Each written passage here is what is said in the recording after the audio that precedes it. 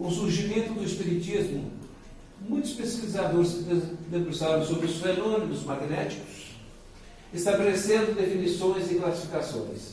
Então, o que nós percebemos é que a doutrina espírita, ela não se restringe tão somente no Evangelho de Jesus, que, sem dúvida alguma, é por demais importante. Ele é tão importante para nós porque ele é a base de sustentação do lar de Maria, né? Juntamente com a psicologia e o magnetismo.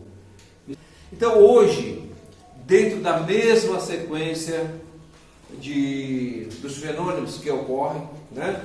Hoje nós vamos trabalhar a psicometria. A psicometria é um assunto por demais discutido, mas ele é muito pouco entendido em relação ao porquê ocorre, como ocorre e quais seriam os fundamentos para a sua conclusão. Talvez porque ainda não foi possível sedimentar, como praticamente em todas as obras da doutrina espírita, né? Principalmente no que concerne as questões das faculdades anímicas, né? Principalmente, fica muito difícil você tirar conclusões a respeito de determinados assuntos. Quem é médium sabe perfeitamente a dificuldade que nós temos quando nós iniciamos no processo de entendimento mediúnico. É uma confusão absurda. Então, muitas vezes, a gente, né, vem aquele medo, né, que nós trazemos conosco, em função exatamente do desconhecido. Nós temos a sensação de que muitas vezes, como falamos comumente, aquilo é fruto da nossa cabeça, né? Aquilo realmente não está acontecendo, eu estou inventando isso. E uma série de outras coisas que vão fazendo com que, a princípio, o próprio médium traz uma descrença em relação aos seus fenômenos, os quais ele está iniciando e desenvolvendo. Agora imagine nós, se a própria pessoa tem essa dificuldade, quem dirá as casas espíritas que não estão preparados para trabalhar como se fosse uma incubadora, esses médios que estão vindo, que estão desenvolvendo, que estão iniciando todo esse processo, uma vez que não existe nenhuma receita pronta para trabalhar a mediunidade no início da sua vigência. Quantos não foram internados, né, por volta da década de 1920, 1930, 1940, por questões de naturezas psíquicas, por questões de naturezas mediúnicas? Então, hoje, o que nós temos, muitas vezes, são preconceitos, somados à nossa ignorância. A ignorância em não sabermos como que realmente uma mediunidade pode estar inserida dentro da vida cotidiana de uma pessoa. Allan Kardec, no Livro dos Espíritos, ele fala que os espíritos interagem conosco muito mais do que nós imaginamos. Isso é tranquilo. Agora, os nossos comportamentos, ele vai exigir de nós situações dos quais nem tudo que vai nos ocorrer é de natureza espiritual por influência espiritual. Nós, como os espíritas encarnados, nós temos também deveres e obrigações. E se nós falharmos, ou em algum momento não nos tornarmos vigilantes, pode nos trazer consequências de ordem psíquica, espiritual, física. Por quê? Nós sabemos que a maior parte das nossas doenças é de natureza psicossomática. Existe a crença na biologia de Bruce Lee. Hoje a biologia, né, dentro do campo da espiritualidade, já faz com que todas essas situações aí merecem ser revistas. Então fica muito difícil nós traçarmos uma linha, porque ela é muito tênue, do que é nosso e do que não é nosso.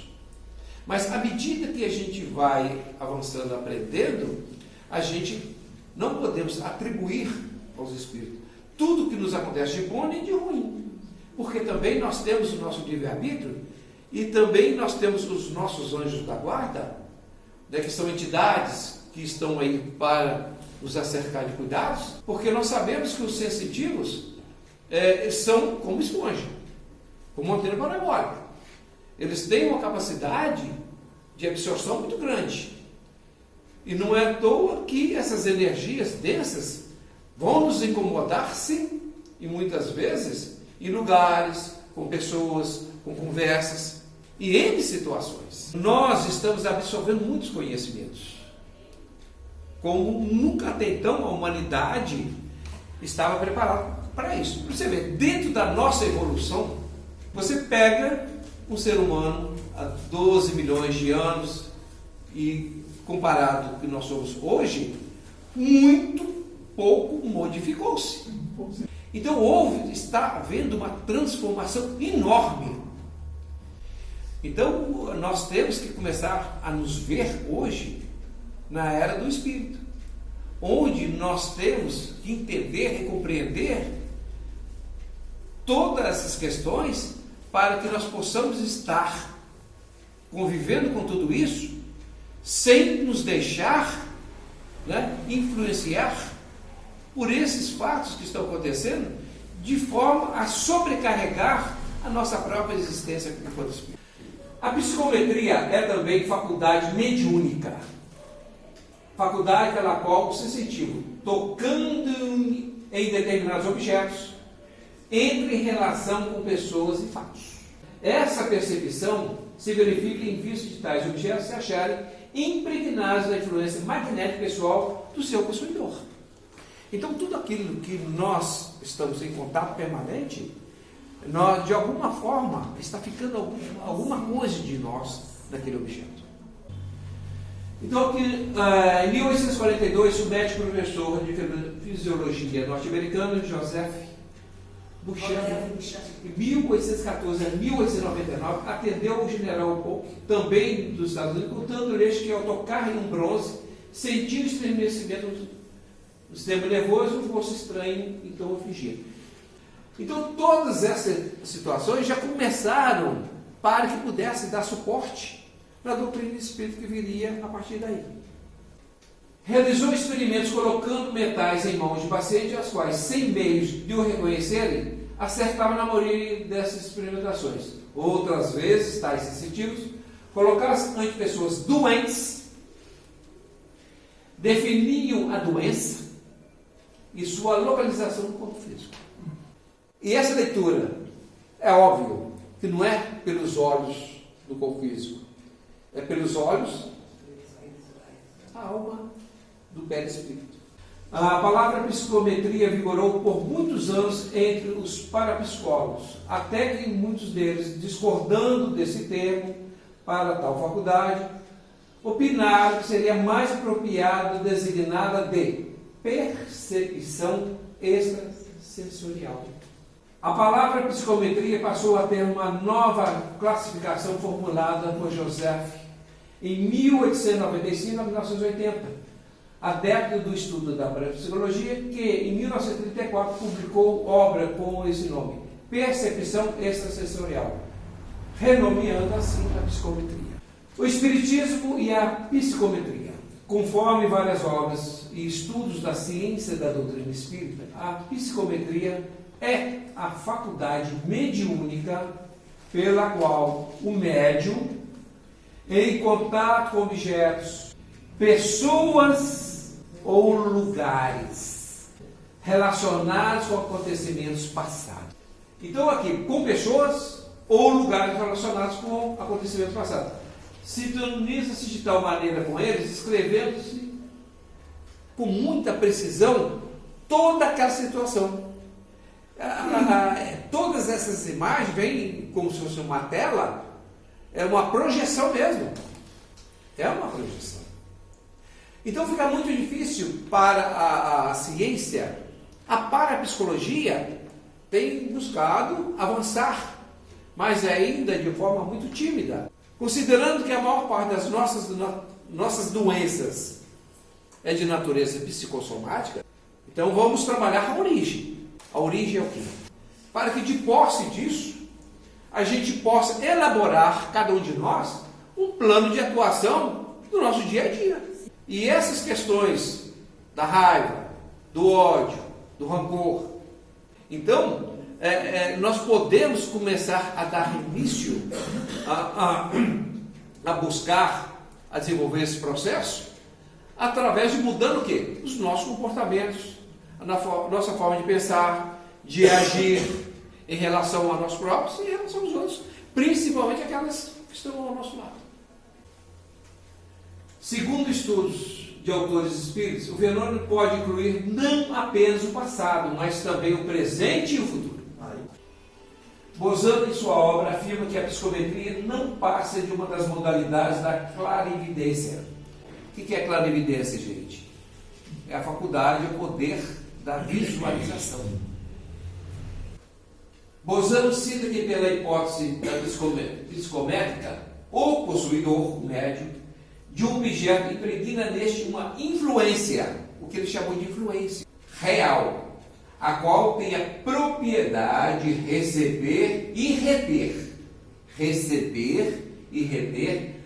toda espécie de vibrações e emanações físicas, psíquicas e vitais. Olha só, gente. Então, quando qualquer um de nós toca em qualquer elemento, numa cadeira, em qualquer coisa no livro, o que nós deixamos nesse material? Vibrações, emanações psíquicas e vitais. É como se um animal andasse na areia e fosse deixando as marcas. É isso que nós deixamos. Por isso que possibilita o médium fazer essa leitura. Porque o que ele vai seguir é aquelas pegadas. Mas elas são tão fortes e tão evidentes, tão reais, que ele consegue se projetar e de repente é como se ele ligasse uma tela que visualizasse para ele não com os olhos humanos, mas com a visão da alma. Contudo, para Bozano, tais poderes psicométricos de uma pessoa viva, em grande parte, são imaginários e que tal influência apenas persiste no objeto psicometrópico, possibilitando a ação pela faculdade clarividente telepática do sensitivo. Então, olha aqui, a questão da mediunidade. Né? Ele considerava a clarividência e a telepatia como satélites da psicometria. Bozano comenta que há sensitivos que, às vezes, conseguem entrar em contato com os reinos vegetal e animal. Não é só em relação à questão humana, não. Olha só, eles são tão aprimorados na sua psicometria que ele consegue também estar junto aos vegetais e aos animais, na sua concepção mais original possível, né? A tal ponto identificando com a influência contida no objeto psicometrado. Ou seja, não só pelas incidências da natureza humana, mas também referente ao que os animais e os vegetais deixam. Bozano relata que conseguiu apropriar-se das sensações, dos entendimentos, das vibrações e sensações rudimentares dos organismos ou substâncias estudadas. O autor repete várias vezes esse comentário na sua obra. Nos domínios da mediunidade, isso em 1954, psicometria significa registro, apreciação de atividade intelectual. Entretanto, nos trabalhos mediúnicos, essa palavra designa a faculdade de ler impressões e recordações ao contato com objetos comuns. O pensamento espalha suas próprias emanações em toda a parte a que se projeta, deixando vestígios espirituais onde são arremessados os raios da mente. Olha só, por isso que nós temos que trabalhar os nossos pensamentos. Orar e vigiar. Porque os nossos pensamentos, na verdade, são correntes magnéticas energéticas que faz com que isso se propague. Então, quando a gente pensa bem ou mal de quem quer que seja, nós estamos projetando essas cargas elétricas, magnéticas, sobre ondas em relação a essas pessoas. E recebemos também. Como animal que deixa no próprio rastro o odor que lhe é característico, tornando-se por esse motivo facilmente abordável pela sensibilidade olfativa do cão. A exemplo dos cães, quem tem a faculdade de psicometria tem a mesma faculdade. Só que ao invés de ser o faro, ele vai registrar o quê? Essas ondas magnéticas. Ao se pronunciar a frase lapidar, as almas e as coisas, cada qual na posição em que se situam, algo conservam do tempo e do espaço, que são eternos na memória da vida.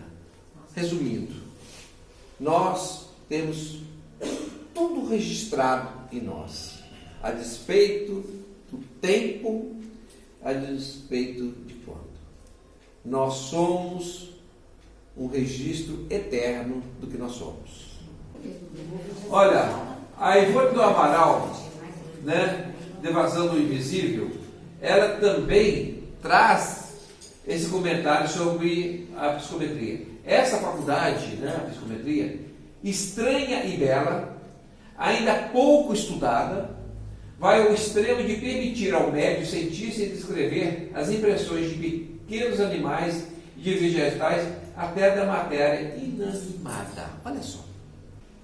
A parapsicologia, ramo da psicologia, que estuda fenômenos que parecem transcender as leis da natureza, tais como a telepatia, premonição, a psicocinese, etc., é uma área acadêmica em que os seus estudos mais se aproximam com os estudos da ciência espírita.